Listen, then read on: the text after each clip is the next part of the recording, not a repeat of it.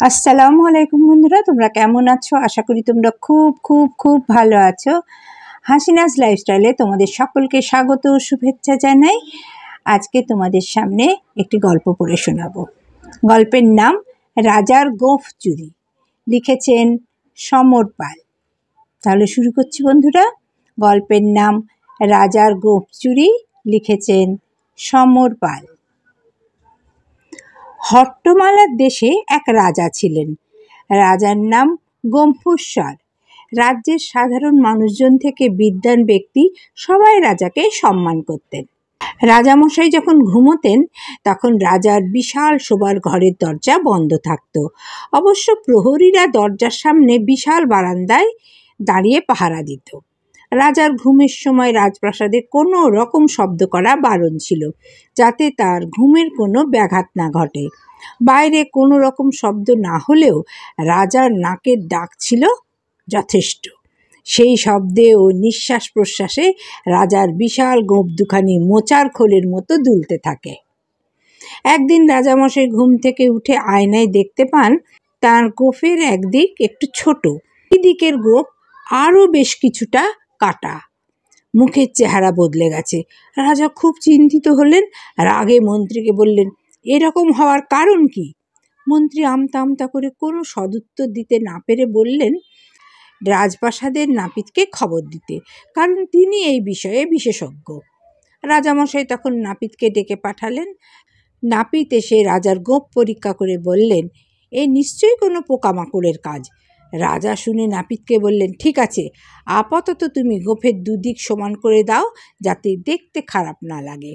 নাপিত তখন রাজার আদেশ মতো গোঁফের দুদিক সযত্নে সমান করে কেটে দিলেন। কয়েকদিন বাদে রাজা ঘুম থেকে উঠে দেখলেন তার একদিকের গোঁফ সম্পূর্ণ লোপাট।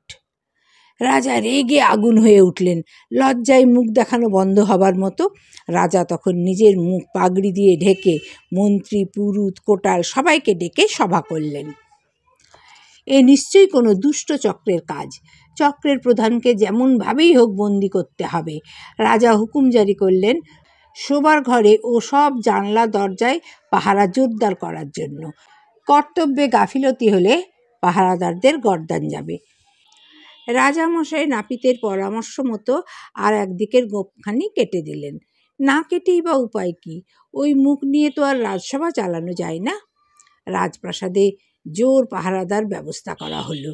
রাজামশাই কিছুটা নিশ্চিত হলেন, কেননা বর্তমানে তার গোঁফ জোড়া নেই।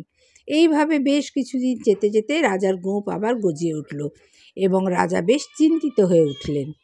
রাজামশাই মনে এক ফন্দি আঁটলেন। নতুন গোঁফের উপর দামি আঠা মাখিয়ে রাখলেন, অবশ্য রাতে শোবার আগে। গভীর রাতে হঠাৎ গোঁফে তার টান পড়ল। সঙ্গে সঙ্গে রাজার ঘুম গেল ভেঙে। গোঁফে হাত দিয়ে রাজা আসামিকে ধরে ফেললেন। আসামি গনসার বাহন ইঁদুর। গুম্ফেশ্বর রেগে বললেন, ওরে পুচকে ইঁদুর, তবে তোর এই কাজ? আজ তোকে কোতল করব। ইঁদুর বলল, মহারাজ, আপনি আমাকে কোতল করতে পারেন, কিন্তু দোষ আমার নয়। আমি পড়েছি দোফান্দায়। একদিকে আপনার হাতে ধরা পড়লে কোতল হবে, অন্যদিকে রানীমার আদেশ অমান্য করলে ইঁদুর কলে ধরা পড়ব। আমি যাই কোথায়? ইঁদুরের কাঁদো কাঁদো গলা শুনে রাজার কিঞ্চিত মায়া হলো। বললেন, রানীমার আদেশ মানে? আগে রানীমা আপনার গোঁফ জোড়া দু চোখে দেখতে পারেন না, তবে সে কথা আপনাকে বলার সাহস নেই বলে চুপি চুপি আমায় আপনার গোঁফ কাটার কাজে লাগিয়েছিলেন। ঝুঁকি আছে জেনেও কাজটা নিয়েছিলাম ভয়ে, নইলে রানীমা কল পেতে ধরবেন বলে শাসিয়েছিলেন। ইঁদুরের কথা শুনে রানীর উপর রাগ হলো বটে, তবে রানীর মুখের উপর রাগ দেখাবার হিম্মত ছিল না রাজার। মনে মনে রাজা রানীকে ভয় করতেন। মনের ঝাল মেটাবার জন্যে ইঁদুরকে বললেন, ছ্যাঃ, রানীর রুচি বলে কিচ্ছু নেই। এমন ময়ূর পুচ্ছের মতো গোঁফ কিনা অপছন্দ?